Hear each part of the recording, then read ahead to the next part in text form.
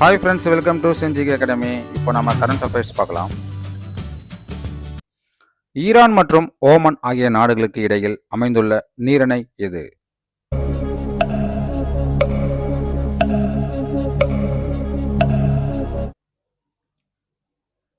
விடை ஹார்மஸ் நீரிணை.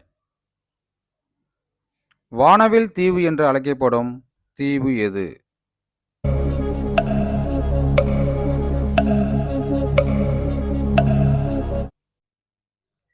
விடை ஹார்மஸ் தீவு.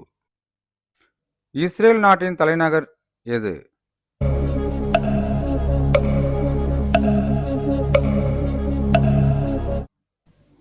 விடை ஜெருசலம். டெக்ரான் எந்த நாட்டின் தலைநகர்?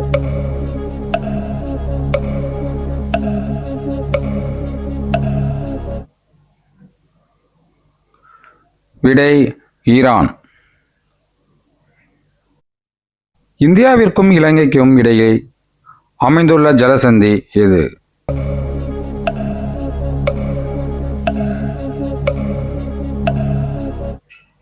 விடை பால்க் ஜலசந்தி.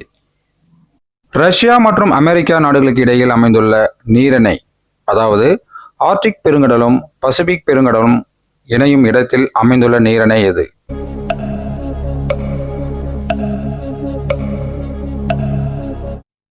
விடை பெரிங் நீரிணை. ஈரானை சுற்றியுள்ள அண்டை நாடுகள் மொத்தம் எத்தனை உள்ளன?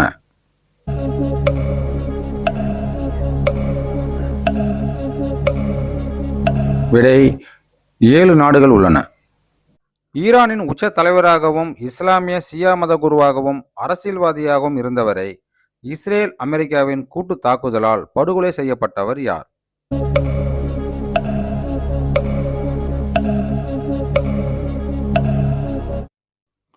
விடை அயதுல்லா அலி காமேனி. கார்க் தீவு எந்த நாட்டில் அமைந்துள்ளது?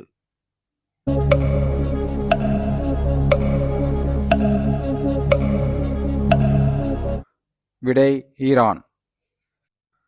20 முதல் 30% கச்சா எண்ணெய் எரிவாயுகளை ஏற்றிக்கொண்டு கப்பல் போக்குவரத்து நடைபெறும் பெர்ஷியா வளைகுடாவையும் ஓமன் வளைகுடாவையும் இணைக்கும் குறுகிய நீர்வழி பாதை எது?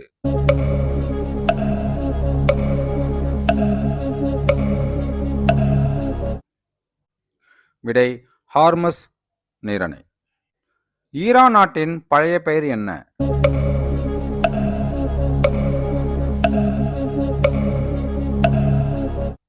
ஆப்ஷன் டி பாரசீகம், அதாவது பெர்ஷியா. ஈரான் நாட்டின் நாணயத்தின் பெயர் என்ன?